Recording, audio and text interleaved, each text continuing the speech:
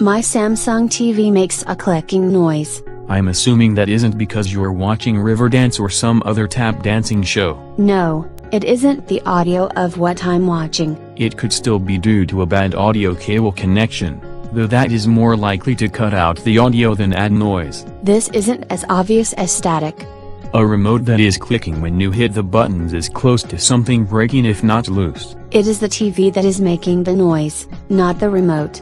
If you are listening to a CD or DVD that has scratches on it, you could hear clicking on the bad tracks. I get the noise no matter what channel I'm dealing with. If you have one of their older TVs, there was a class action lawsuit because they used bad capacitors in the boards. When was this?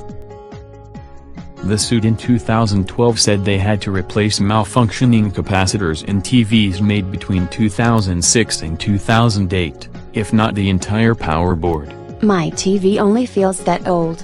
You can still have a Samsung TV making a clicking noise due to bad capacitors in the power board. That's the most likely cause if the clicking occurs every time you turn on the TV. That means if the clicking stops and the TV won't come on, a capacitor actually failed and the power board has to be replaced. If it clicks a dozen times before powering up, it is close to failing.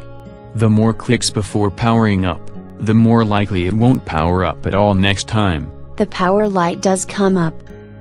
If the power light does not come up or flares and dies while clicking, you know it has too many failing capacitors to come up, or one failed while trying to come up and now can't.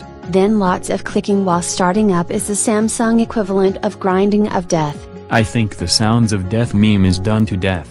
I've read a lot of websites talking about how you can replace the bad capacitors after halfway taking the TV apart.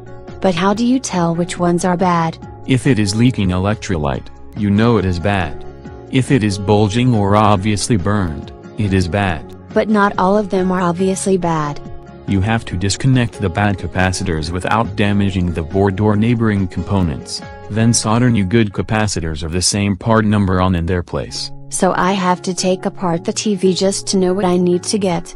You may be able to find out which components you need by searching for capacitors and your TV model. Then having a repair person diagnose the issue and replace the components. If the TV is doing this relatively early in its life, go to customer service where you bought it and get it returned under warranty or replaced instead. If it were that new, I'd know to return it. But depending on the repair bill, a new TV may be the best solution.